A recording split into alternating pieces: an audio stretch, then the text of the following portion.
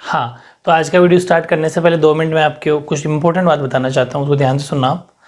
कि अभी आपके एग्ज़ाम टाइम है, मतलब अब कम टाइम रहा है, बहुत ज़्यादा कम टाइम रहा है और सारे के सारे आप लगे हो बहुत ज़्यादा मेहनत में। लेकिन कुछ स्टूडेंट ऐसे होते हैं जो इस फिराक में रहते हैं कि हमें कहीं से कहीं क्वेश्चन मिल जाए, ये मिल जाए। तो अब जितने स्टूडेंट ये इस फिराक में रहते हैं कि हमें कोई क्वेश्चन मिल जाए, इंपॉर्टेंट मिल जाए, ये मिल जाए, उतने ही कुछ छोटे मोटे चैनलों वाले जिनका काम है व्यू कमाना। उनको पढ़ाई से, बच्चों को पढ़ाई करने से कोई मतलब नहीं है, उनको सिर्फ अपना मतलब है कि व्यू कैसे लिए जाए। तो वो क्या करेंगे, अब आपको इन दिनों में बहुत ज़्यादा भ्रमित करेंगे कि ये लो साहब पेपर 2021 का पेपर आउट। क्या कभी पेपर आउट हुआ है क्या? और अगर हुआ है तो उस पर तो आपको क्लिक करना ही नहीं चाहिए, उस पर आपको क्लिक ही नहीं करना चाहिए। क्यों नहीं करना चाहिए? कि जो पेपर आउट हो गया वो पेपर तो अब आना नहीं, वो तो कैंसिल होगा ना। फिर भी बच्चे भ्रमित होंगे, अपना टाइम वेस्ट करेंगे, उसके क्वेश्चन को सारे सारे नोट कर लेंगे। ठीक है, क्या मतलब है ऐसे बेकार से थंबनेल लगाने के लिए? उन बेशरम नकारा जो ये चैनल वाले होते हैं उन पर मैं तो कहता हूँ बहुत ज़्यादा बेशरम है वो, कि बच्चों के साथ, बच्चों की लाइफ के साथ कितना खिलवाड़ कर रहे हैं। उनको सिर्फ व्यू चाहिए, बताओ। ठीक है, जबकि उनके चैनल पे कोई वीडियो नहीं है, आपको कोई, अपने तो कितनी मेहनत करी है, कितने सारे 6 के सब्जेक्ट पढ़े हैं, क्या उसने पढ़ाए हैं क्या? फिर भी आप भ्रमित मत होना, मेरा कहना यही है। मैं तो आपको हमेशा जगाने का काम करता हूँ। बाकी तो देखो कुछ बच्चे होते हैं जो होते ही डेढ़ शाने, वो अपने हिसाब से करेंगे, तो आप अपने हिसाब से कर लेना। लेकिन मेरा कहने का मतलब यही है कि उन वैसे चक्कर में मत पड़ना, मेहनत करो।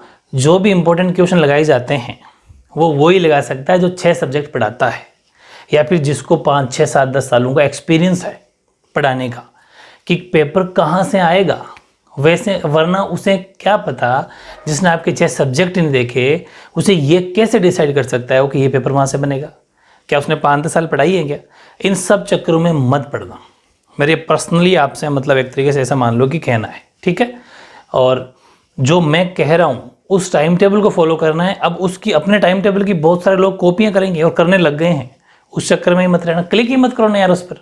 जो मैंने आपको दे दिया वर्ल्ड का बेस्ट, ये चैलेंज हो रहा है, ऐसा टाइम टेबल नहीं मिलेगा जो टॉपिक वाइज और उनका टाइम वाइज, क्योंकि मुझे तो पता है, मैंने 6 सब्जेक्ट पढ़ाए हैं, आपको किस चैप्टर को कितना टाइम देना है वो मुझे पता है। उस अकॉर्डिंग अगर आपने करोगे, 15 अप्रैल तक अपना कोर्स फिनिश हो जाएगा। उसके बाद में 15-20 दिन रिवीजन के शानदार, फिर मैं फुल कोर्स का टेस्ट देने वाला हूँ। तो कितना ज़बरदस्त मौका है आपके लिए, जागो, ढीले मत पड़ो।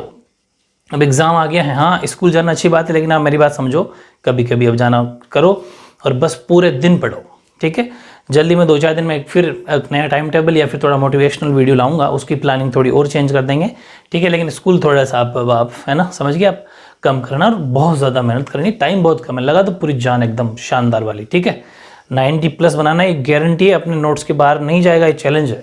देखना एक दिन, जिस दिन पेपर देख के कराओगे, अभी भी आपने कोई प्री बोर्ड दिया होगा। खूब सारे स्टूडेंट मुझे कमेंट करते हैं कि सर प्री बोर्ड में हमारे वही क्वेश्चन, वही नोट्स लिखे, पूरे में से पूरे मार्क्स आए जो आपने करवाए।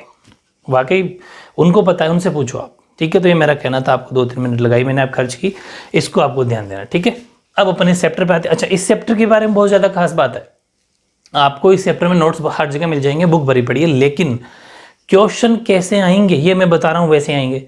जैसे मैंने बहुत ज़्यादा डबल लाइन क्यों खींची, इसके पीछे राज है, इस बात को ध्यान से समझना। कि अपने इस चैप्टर में इस क्वेश्चन को स्टार्ट किया था, एक बड़े से क्वेश्चन को, ये बड़ा सा क्वेश्चन है, इस बड़े से क्वेश्चन को स्टार्ट किया था। और वो क्वेश्चन है हमारे डाइजेस्टिव सिस्टम का, पाचन तंत्र का वर्णन कीजिए। बड़ा क्वेश्चन अगर आता है तो उसमें 7 अंग है, अपने 7 ऑर्गन थे और 3 ग्रंथि, 3 ग्लैंड है, उन सब के बारे में लिखना है। लेकिन थोड़ा थोड़ा, भाई 7 तो अंग ही हो गए, तो 7 ऑर्गन हो गए, 3-3 लाइन लिखी, 4-4 लाइन, तो 21-22 लाइन हो गई। 21-22, फिर 3 ग्लैंड है, 3-3 उस पर लिखी, तो 9 लाइन, मतलब 30-32 लाइन हो गई। और 30-32 लाइन का मतलब है कोई 2-2.5 पेज भर जाएंगे, उतना बड़ा आंसर बस लास्ट लिखना है। इसलिए मैंने बहुत सिस्टम बनाया इसमें। जैसे कि 2 पॉइंट में पहले वाले वीडियो में लिखा चुका, बीच में एक क्वेश्चन था, वो मैंने कहा था उसको आपको अलग नोट करना है, कौन सा, टीथ वाला। ठीक है, वो मैंने आपको पहले कह देता कि कांग्रेस आई पीएम मनमोहन को लेकर, वही थे 4, तो वो वाली ट्रिक अप्लाई करते हैं। उसके बाद में ये नंबर 3 है, उसके उसी क्वेश्चन का आंसर चल रहा है, कौन से, अपने डाइजेस्टिव सिस्टम का, 3 नंबर 4, फिर बीच में 2 क्वेश्चन अलग बनेंगे, नंबर 5, समझ गए। ऐसे ये बीच वाले अलग लिखना है, इस पूरे बड़े वाले आंसर में नहीं लिखना है, बार बार कह रहा हूँ। ठीक है, चलो फिर वापस बड़े वाले का तीसरा पॉइंट है ईसोफेगस, यानी कि ग्रास नली। ग्रास नली सब जानते हो, ग्रसनी अपने यहाँ ग्रसनी होती है जहाँ से अपन बाइट लेते हैं, उसकी पूरी ये जो ग्रास नली होती है जिससे ऐसा मान लो घास जाता है बाइट जाती है, वो ग्रास नली भोजन जिससे जाता है। तो ये एक संक्रिपेशीय नली है जो 25 सेंटीमीटर लंबी होती है। कितनी? 25 सेंटीमीटर। बिल्कुल 1 मार्क्स का क्वेश्चन यहाँ से आ सकता है। कितनी लंबी होती है? 25 सेंटीमीटर। ठीक है, इसका मुख्य काम क्या होता है? अलग से आ सकता है 1 मार्क्स में, भोजन को मुख्य गुहा से आमाशय तक पहुंचाना। देखो मैंने कितनी छांट के लाइन लिखी है सिलेक्ट करके, इसका काम क्या है। तो मेन इसकी लेंथ 25 सेंट भाई 3 लाइन लिखनी है, लेकिन लिखनी कौन सी है वो मैटर करती है, समझ गए? हाँ, तो इसका मुख्य काम है भोजन को मुख्य गुहा से आमाशय तक पहुंचाना, वेरी इंपॉर्टेंट बात। और ग्रास नली के जो ऊपर शीर्ष पर ऊतकों का एक पल्ला होता है, बहुत सारे टिश्यू होते हैं, उनका एक पल्ला होता है, और ये पल्ला क्या करता है, ध्यान रखना, ये होता है ये पल्ला, ये अपना ऊपर थोड़ा पार्ट होता है ना, गर्ल्स में तो ये खैर दिखता नहीं, बॉयज में मोस्टली दिखता है। ये जो पार्ट होता है जो थोड़ा सा बाहर निकला हुआ रहता है, इसे बोलते हैं हिंदी में घाटी ढक्कन या फिर एपिग्लोटिस या घाटी ढक्कन। ये जब खाना जाता है तो ये ऐसे बंद हो जाता है, ओपन हो जाता है, और लेकिन ओपन होगा तो ये क्या करेगा, खाने को तो पार जाने देगा, लेकिन उस श्वास नली के जिसे अपन श्वास लेते हैं उसके आड़े आ जाएगा ताकि भोजन उधर ना जाए। मेरी बात समझ में? इसका सबसे इंपॉर्टेंट काम ये है, इस चीज़ को ध्यान रखना। आपने भी कभी देखो पानी पिया हो तो भी ऊपर नीचे होता है, खाना खाते तो भी ऊपर नीचे होता है, ये बंद चालू होता है। ये नीचे मैंने लिखा है कि भोजन निगलने के दौरान ये पल्ला बंद हो जाता है और भोजन श्वास नली में जाने से बिल्कुल ये प्रवेश करने से रोकता है। अब ध्यान रखो कि मैं एक बार इंग्लिश में बोलता हूँ, फिर एक बात बहुत इंपॉर्टेंट बताऊंगा, ब्रैकेट में बंद क्यों किया। It is a narrow muscular tube that is about 25 centimetre long. कौन? इसोफेगस 25 सेंटीमीटर लंबा होता है। The main work of oesophagus is the bring of food from the mouth cavity to stomach. ठीक है, वहाँ से अपने स्टमक आमाशय तक भोजन पहुँचाने का इसका मेन काम होता है। और फ्लैप और या फिर लिड, एक ही बात है, फ्लैप या फिर और lid made up of special tissues, जो अलग अलग बहुत सारे स्पेशल टिश्यूज बनी होती है ये वाली। ठीक है, is present at the top of oesophagus. This flap is called epiglottis, इसे बोलते हैं एपिग्लोटिस। अब यहीं तक लिखना है, इस तीसरे पॉइंट में अपन को यहीं तक लिखना है। अब मैंने जो ये बॉक्स में बंद किया है ना, ये अलग से 1 मार्क्स में क्वेश्चन आ सकता है, और वो ये पूछेगा आपसे कि जो ये एपिग्लोटिस हैं, जो ये पल्ला हैं, जो ये घाटी ढक्कन हैं, इसका क्या काम है, ये क्या करता है 1 मार्क्स में। तो आप ऐसे लिखेंगे, at the time of swallowing of food the epiglottis closes and prevents food from entering the tracheas। मतलब कि ट्रैकिया, भोजन निगलने के दौरान एक ये पल्ला बंद हो जाता है, जैसे अपन लेंगे तो बंद हो जाएगा, तथा भोजन श्वास नली में प्रवेश करने से रोकता है। सबसे बड़ी बात है, वरना अपने उसे खांसी आ जाएगी, छींक सी आ जाएगी। अगर ये ऐसा नहीं होता तो सीधा वो खाना ग्रास नली में भी जाता, लेकिन श्वास नली में भी तो चला जाता। तो ट्रेकिया में खाने को जाने से रोकने का काम करता है, तो वो ये एपिग्लोटिस करता है। बात समझ में आ गई ना? घाटी ढक्कन करता है, वेरी इंपॉर्टेंट। बहुत सारे मैंने 1 मार्क्स के क्वेश्चन बता दिए, लेकिन बड़े वाले एक साथ जबान से लिखोगे तो कौन सा लिखोगे? यहीं तक, बस। ये इस बात को लिखने की जरूरत नहीं है, ये तरीका अपनाना, क्योंकि फिर भी 30 लाइन हो चुकी होगी। ये अलग से क्वेश्चन तैयार करेंगे अभी, इसलिए जितने बीच में क्वेश्चन बनेंगे वो अपन अलग से बंद कर देना बॉक्स में, आप भी अलग पेन से बंद कर देना कि ये क्वेश्चन अलग है, मुझे इस बड़े वाले क्वेश्चन में नहीं लिखना। Next, stomach. नंबर 4 कौन आ गया? स्टमक, आमाशय। आमाशय के बारे में आपने सब सुना था, डायग्राम अपन देख चुके। तो आहार नाल का ग्रास नली से आगे का जो भाग होता है, आहार नाल के बारे में भी पढ़ाऊंगा मैं भी, यानी कि जो अपनी एलिमेंट्री कैनाल है उसके बारे में अपन पढ़ेंगे भी थोड़ा सा। तो आहार नाल का मतलब, देखो मैं आहार नाल का मतलब बताता हूँ आपको, जिसमें आहार लिया जाता है। पूरे नाल जो ग्रास नली, आहार नाल, ये पूरा आहार नाल होता है। तो आहार नाल का जो ग्रास नली से आगे का भाग है, ठीक है, वो आमाशय कहलाता है। डायग्राम से आपको पता चल रहा होगा। और ये एक जे आकार की शेप का होता है, जे फॉर जग। ठीक है, एग्जाम में क्वेश्चन आ सकता है, आमाशय की शेप किस तरह की होती है? जे शेप्ड होता है, जे आकार। इंग्लिश का जो जे लिखते हैं अपन कैपिटल, उस जे शेप्ड होता है। The portion of the alimentary canal pass the oesophagus is stomach. Stomach के जो आगे मतलब ग्रास नली के जो आगे का भाग होता है वो आमाशय है। और it is muscular J shaped structure, ये जे की शेप का स्ट्रक्चर होता है। इट इज़ फ्लेक्सिबल ऑर्गन होता है, ठीक है। ये flexible organ that can hold 1 to 3 litre of food. Very important, competitive exam आ चुका है क्वेश्चन कि आमाशय कितना लीटर तक मतलब कोई चीज़ को ले सकता है, सहन कर सकता है। तो 2 से 3 लीटर। एक लचीलांग होता है जो 1 से 3 लीटर तक आहार धारित कर सकता है। 1 से लेकर 3 लीटर तक कोई भी आहार, चाहे वो लिक्विड हो कैसा भी हो, 3 लीटर तक इसकी कैपेसिटी ह्यूमन में होती है। बात समझ में आ गई? Very good. अब इसके बाद में नंबर 5 लिखना है पहले, लेकिन इससे पहले एक क्वेश्चन बन गया वो बाद में पढ़ेंगे। पहले नंबर 5, स्मॉल इंटेस्टाइन यानी कि छोटी आंत। छोटी आंत का बारे में आपने सुना भी होगा। अपने शरीर का 60% से ज़्यादा जो अपन खाना खाते हैं ना, उसका 60% से ज़्यादा खाना छोटी आंत में पचता है। स्मॉल इंटेस्टाइन में खाना सबसे ज़्यादा डाइजेस्ट होने का काम स्मॉल इंटेस्टाइन करता है। सबसे ज़्यादा खाना यहीं पर पचता है, डाइजेस्ट होता है, ठीक है। वेरी इंपॉर्टेंट क्वेश्चन है, ये भी कॉम्पिटिटिव एग्जाम आ चुका, आपके भी आ सकता है क्योंकि इस बार आपके ऑब्जेक्टिव क्वेश्चन आ रहे हैं। तो ये आ सकता है कि हमारे शरीर में सबसे ज़्यादा फूड डाइजेस्ट या फिर खाना पचता कहाँ है। ऑप्शन 4 हैं, छोटी आंत, बड़ी आंत, आमाशय, लीवर, ऐसे कुछ भी आ सकते हैं। तो आप लिखेंगे छोटी आंत, ठीक है। तो ये ध्यान रखना कि आमाशय की जठर निर्गमी भाग से शुरू होकर बड़ी आंत पर पूर्ण होती है, बड़ी आंत पर जाके खुलती है, वहाँ जाके कंप्लीट होती है। और मानव में इसकी लंबाई 7 मीटर। वेरी इंपॉर्टेंट, ये भी क्वेश्चन आ सकता है। छोटी आंत की लंबाई 7 मीटर, वेरी इंपॉर्टेंट है।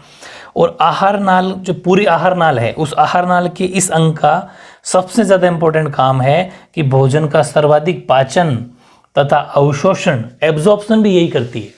पाचन अवशोषण का काम सबसे ज़्यादा इसमें होता है। Small intestine starts from the pyloric part of the stomach and ends at the large intestine, ठीक है, बड़ी आंत पे जाके कंप्लीट होती है। The average length of the small intestine is in human is 7 metres. और this organ of the alimentary canal is responsible for the maximum digestive and absorption food का, ठीक है। ये इसका मेन काम है। ये हो गए 5 पार्ट। अभी 6 और 7 2 और करना है, फिर 3 ग्लैंड करनी है। बीच में कितने क्वेश्चन बने वो अलग से लिखना है आपको, भले अलग से लिख लो और भले ऐसे बॉक्स में बंद कर दो, वो आपकी इच्छा है। आ जाओ, एक क्वेश्चन तो ये बना कि जो स्टमक था ये बेसिकली 3 पार्ट्स का होता है। स्टमक को अपन 3 पार्ट में बांट सकते हैं। हमारे आमाशय को 3 भागों में बांटा जा सकता है। पहला कार्डियक, दूसरा जठर, तीसरा फंडिस। कार्डियक है ना, पाइलोरस या फिर पाइलोरस बोल दो, चाहे फंडिस बोल दो। ये 3 जो पार्ट हैं ये अलग से क्वेश्चन आएगा, इसके अंदर इसको नहीं लिखना, वरना 70-80 लाइन हो जाएगी अगर पूरा आंसर लिखोगे तो। सब फिर इसका मतलब 3 घंटे में एक क्वेश्चन करके आओगे आप। मेरी बात समझ में आ गई ना? बार बार कह रहा हूँ, ये नहीं लिखना, अलग से आएगा तब लिखना, वरना नहीं। पहली बात ये कि ये आमाशय जो होता है भाई, ये आमाशय जो जे शेप्ड का होता है, मान लो ये जे शेप्ड है, ठीक है, इस शेप का आमाशय होता है। इसका जो बायां भाग है, बायां भाग का मतलब राइट हैंड साइड, मान लो राइट हैंड साइड, बायां बड़ा भाग है जहां से ग्रेसिका आमाशय में प्रवेश करती है। ये इसका मेन काम है भाई। इसके 3 पार्ट, एक राइट हैंड साइड, एक लेफ्ट हैंड साइड, और तीसरा है फंडिस जो इन दोनों के बीच में होता है। अब आपसे क्वेश्चन क्या पूछेगा वो कि ये कितने प्रकार का होता है, आप लिखेंगे 3 प्रकार का। फिर ये बताना है कि तीनों का एक काम क्या है। तो पहला तो ये है कि this is the larger left portion where the oesophagus enters in the stomach, ठीक है, यानी कि बायां है, बायां इधर, हाँ ये वाला है, सॉरी बायां मतलब ये लेफ्ट है, ये राइट है।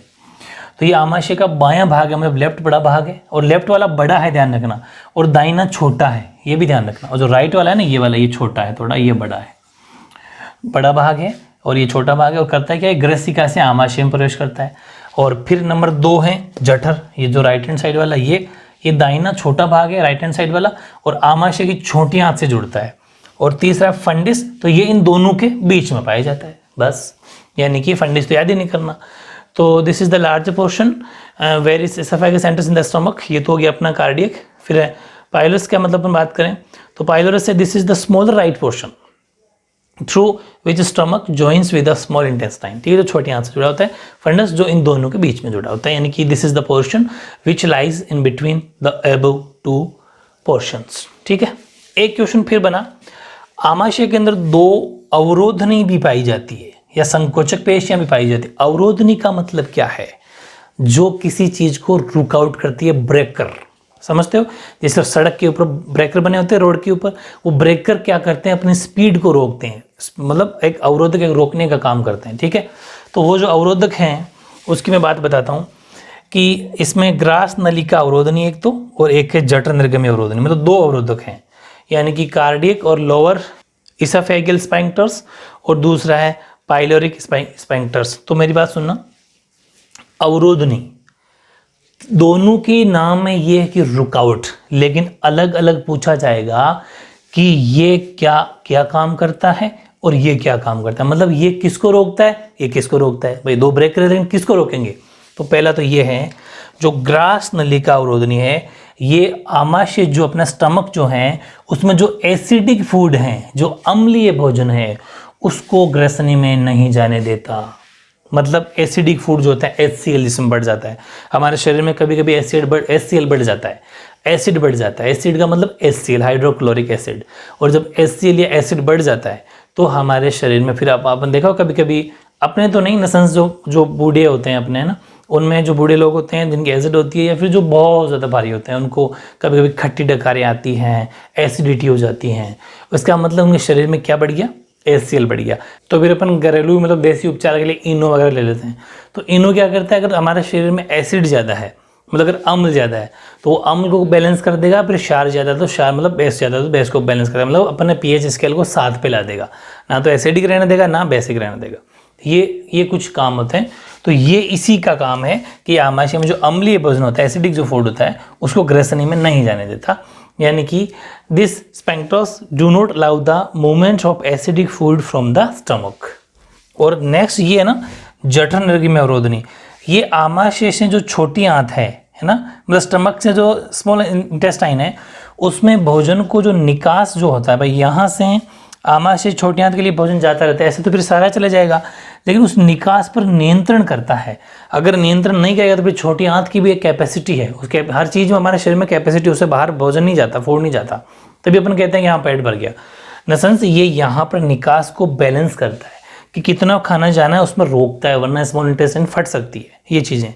The sphincters controls the movement of food from stomach to the small intestine, मतलब उस खाने को ये क्या करता है, रोकता है, कंट्रोल करता है। तो ये बहुत इंपॉर्टेंट बातें हैं। यहाँ पर दो क्वेश्चन अलग बने, ये और ये, इन दोनों क्वेश्चंस को अपन को इस क्वेश्चन के आंसर में नहीं लिखना है, इनको आपको अलग से याद करना। मेरी बात समझ में आ गई। और बाकी वो कंटिन्यू चल रहा है अपना, 5 पॉइंट अपन लिख लेंगे, अब 6, 7 2 पॉइंट लिखेंगे और 3 फिर ग्लैंड यानी ग्रंथि लिखेंगे, तब जाके वो पहला क्वेश्चन बड़े वाला जो क्वेश्चन है वो अपना कंप्लीट हो जाएगा। ठीक है, ओके।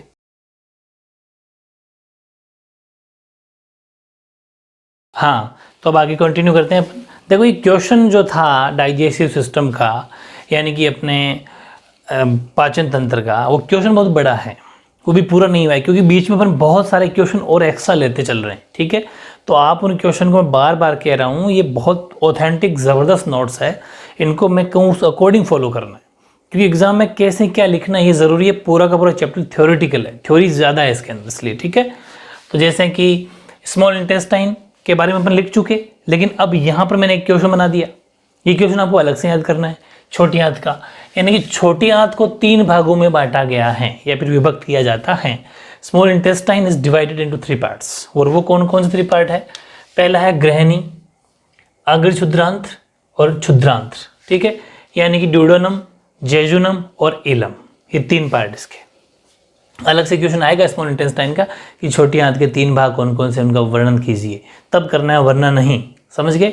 अब ये है कि ये भोजन के रासायनिक पाचन बहुत इंपॉर्टेंट चीज़ है। हम अब पढ़ेंगे अपन आगे एंजाइम क्या होते हैं। हम जब खाना खाते हैं तो हमारा खाना जैसे अपन अंदर लिया तो केमिकल प्रोसेस चलती है अंदर, रासायनिक क्रियाओं द्वारा वो जो भोजन है वो गलता है, मतलब कि अपचायित होता है। वरना आप सोचो अपन कितनी सारी चीज़ें मिक्स में भी खा लेते हैं फिर भी वो पच जाता है। तो वहाँ पर रासायनिक पाचन होता है उनका, केमिकल डाइजेशन होता है, किनके द्वारा? एंजाइमों के द्वारा जो होता है। उसमें जो होता है वो सबसे महत्वपूर्ण भूमिका कौन निभाता है? ये गृहणी, मतलब ड्यूडेनम का ये सबसे इंपॉर्टेंट काम है कि सबसे ज़्यादा इंपॉर्टेंट काम है कि वो बायोकेमिकल डाइजेशन का काम करता है। कौन? ड्यूडेनम, गृहणी, ये सबसे इंपॉर्टेंट इसका काम है। अलग से 1 मार्क्स में आएगा कि हमारे भोजन का बायोकेमिकल यानी कि रासायनिक पाचन किसके द्वारा होता है? 4 ऑप्शन, ड्यूडेनम को टिक करना है। उसमें जेजुनम भी होगा, इलम भी होगा, एक्स्ट्रा और कुछ और होगा, लेकिन आपको ड्यूडेनम को टिक करना है, इस चीज़ का ध्यान रखना। ठीक है, यानी गृहणी पर टिक करना है। अगला है अग्र क्षुद्रांत, देखो ये छोटी आंत का पहला भाग होता है, ये छोटी आंत का बीच का भाग होता है, ये छोटी आंत का लास्ट भाग होता है, अंतिम। यानी कि वो फर्स्ट पार्ट, ये मिड पार्ट, सेंट्रल पार्ट बोल दो, चाहे मिड पार्ट बोल दो, ठीक है। ये सेंट्रल पार्ट होता है और ये लास्ट टर्मिनल पार्ट होता है, मतलब लास्ट तीसरा अंतिम बिंदु होता है। और सीधी सी बात है, जो अंतिम बिंदु का वो लार्ज इंटेस्टाइन जुड़ेगा, मतलब बड़ी आंत से जुड़ेगा, ये तो जानते हो ना। और उसका ऊपर वाला पोर्शन ऐसे मतलब आपस में आमाशय से, स्टमक से ऐसे जुड़े होते हैं। स्टमक फिर छोटी आंत से जुड़ गया, छोटी आंत से बड़ी आंत से जुड़ गया, समझ गए। तो ये बात है। अग्र क्षुद्रांत, ये छोटी आंत का मध्य भाग। अच्छा, इसको कंटिन्यू लिखना, पहले ग्रहणी, फिर अग्र क्षुद्रांत, फिर क्षुद्रांत, यानी कि ड्यूडेनम, जेजुनम, एलम, इनको कंटिन्यू ऐसे ही लिखना आपको, आगे पीछे मत करना। ये छोटी आंत का मध्य भाग है, यहाँ ग्रहणी में पाचित, ग्रहणी बोल दो चाहे नीहणी बोल दो, एक ही बात है। ये जो ग्रहणी है, इसमें जो पाचित आहार रस का अवशोषण किया जाता है, यानी कि जैसे यहाँ पर कोई चीज़, सबसे पहले ये केमिकल अवेलेबल करवाता है, रासायनिक पाचन करता है, हो गया पाचन। तो पाचन होने के बाद वो एक जूस जैसा बन जाता है, लिक्विड फॉर्म बन जाती है पाचित होने के बाद में। तो उस आहार रस का ये एब्जॉर्प्शन कर लेता है, मतलब उससे ये सोख लेता है, उसे ले लेता है, समझ गए ना। कौन? अग्र क्षुद्रांत यानी कि जेजुनम। तो ड्यूडेनम में जो भी पार्ट डाइजेस्ट हुआ उसको ये एब्जॉर्ब कर लेता है, यानी कि it is the central part of the small intestine. Here dietary juices, ठीक है, digested in the duodenum are absorbed. बहुत इजी है ना। फिर क्षुद्रांत ये अंतिम भाग होता है, it is the terminal portion of the small intestine, जो बड़ी आंत में खुलेगा। सीधी सी बात है, क्योंकि इसके जस्ट कंटिन्यू टच में रहेगी बड़ी आंत, ये बड़ी आंत में जाके खुल जाएगा। और ये भाग उन पोषक तत्वों को लेता है जो या फिर उनको अवशोषण करता है जो इसके अंदर डाइजेशन नहीं हुए, जो इसके द्वारा अवशोषित नहीं हुए। वापस बताऊं, बहुत ईजी है ये काम। डाइजेशन का करता है, रासायनिक पाचित करता है, केमिकल डाइजेशन करता है, फिर ये उसको लेता है, एब्जॉर्ब करता है, सोखता है। लेकिन जो ये इससे नहीं ले पाया, ये इससे जो नहीं ले पाया उसको ये ले लेता है, बचे तुझे पार्ट को, समझ गए। क्षुद्रांत यानी कि ileum, this is the terminal portion of the small intestine और which open in the large intestine, मतलब ये बड़ी आंत में खुलता है। और this part absorb those nutrients which are not absorbed in the jejunum, जो जेजुनम में नहीं ले पाए उसको ये एब्जॉर्ब कर लेता है, बच्चे तो चलो ठीक है। तो ये अलग से क्वेश्चन लिखना है, 5 पर लिख चुके थे, नंबर 6 लगाना है वापस उसी बड़े वाले क्वेश्चन के आंसर में, लार्ज इंटेस्टाइन यानी कि बड़ी आंत। बस 1-2 लाइन लिखनी है कि बड़ी आंत का मुख्य कार्य जल व खनिज लवणों का अवशोषण यानी कि एब्जॉर्प्शन तथा अपचायित भोजन को मल द्वारा बाहर निकालना इसका काम है। The main function of the large intestine is to be absorb water and minerals, salts and evacuate the undigested, वो UND वहाँ से देख लेना DI, undigested food through the anus, ठीक है। anus का मतलब मल द्वार के द्वारा बाहर निकाल देता है, ठीक है। वेरी इंपॉर्टेंट है। नंबर 6, फिर 7 नंबर पे आते हैं। तो 7 नंबर, 1 मिनट रुकना, ध्यान से समझना कि जो एक क्वेश्चन मैंने यहाँ लिखा है, ये अलग क्वेश्चन है, उसके अंदर नहीं लिखना है बड़े वाले क्वेश्चन में, कि मनुष्यों में जो ये बड़ी आंत है, ये बड़ी आंत के 3 भाग हैं। हमारे ह्यूमंस में बड़ी आंत के 3 पोर्शन होते हैं। In humans the large intestine is divided into 3 parts, ठीक है। और जो बड़ी आंत का तीसरा पार्ट है 1, 2, 3, वो है रेक्टम।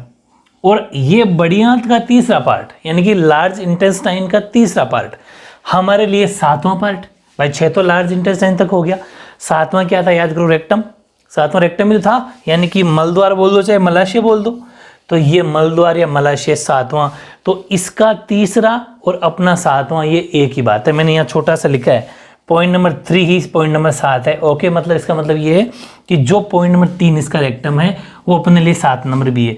तो अपन वैसे तो 7 नंबर दे देंगे इसको, और वैसे इस क्वेश्चन के अकॉर्डिंग 3 नंबर दे देंगे, ठीक है ना। आओ फिर इधर पढ़ते हैं इसको। तो बड़ी आंत के 3 भाग कौन कौन से हैं? अधांतर या अंधनाल, यहाँ क्षुद्रांत से आने वाले पाचित आहार रस का अवशोषण होता है तथा शेष बचे अपशिष्ट को वृद्धांतर में पहुंचा दिया जाता है। वृद्धांतर का मतलब ये रहा, 3 पार्ट है। यहाँ क्या होगा कि यहाँ से जो क्षुद्रांत से जो आया वो इसने लिया, क्षुद्रांत से आ गया पाचित रस, क्योंकि सबसे पहले इसने पचाया, इसने लिया, जो बच गया इसने ले लिया। अब ये लास्ट पोर्शन है, छोटी आंत का लास्ट है, ये कनेक्ट होगा इस अधरांत से, ठीक है, बड़ी आंत के पहले पार्ट से जुड़ेगा। अब इसमें जो चीज़ बच गई उस पाचित को ये ले लेता है, फिर भी कोई शेष बच गया तो आगे भेज देता है, आगे से आगे प्रोसेस चलता है। जितना इसने लेना था ले लिया, जो बच गया आगे वाले के पास। आगे वाले के किसके पास? इसी बड़ी आंत के सेकंड पॉइंट में वृद्धांत्र के पास, यानी कि कोलोन के पास। ठीक, caecum here further absorption of the digested food that comes from the ileum takes place and the remaining waste is pass to the colon, इसके पास भेज देता है। फिर कोलोन क्या करता है? The portion of the large intestine ahead to the caecum या सैकम बोलते हैं इसको, हाँ देख लेना, is called as colon. It is the about 1.3 meter. It is the about 1.3 meter long in inverted shaped dust like structure. इसकी shape कैसी होती है? ध्यान रखना कि ये आहार नाल में कौन? वृद्धांत। ये आहार नाल में बड़ी आंत का अद्यांत के आगे वाला भाग होता है और ये उल्टे यू शेप होता है, उल्टे यू शेप होता है कि आकार करीब 1.3 मीटर लंबी नलिका है। यानी कि इसकी मैं अगर बात करूं तो ये long inverted U shaped dust like structure. ठीक है, इस चीज़ का आपको डक्ट लाइक, डस्ट नहीं होता, डक्ट नलिका, डक्ट लाइक स्ट्रक्चर, ये इस चीज़ को आपको ध्यान रखना है। फिर नेक्स्ट है, ये जो वृद्धांत है ना, ये खुद 4 प्रकार का होता है, ये भी अलग से आ सकता है। जो इसका नंबर 2 पॉइंट है वृद्धांत्र, यानी कि जो कोलोन है वो खुद 4 टाइप्स का होता है। It is divided into 4 parts, और वो वेरी इंपॉर्टेंट है। पहला आरोही, दूसरा अनुप्रस्थ, तीसरा अवरोही, चौथा सिग्माकार।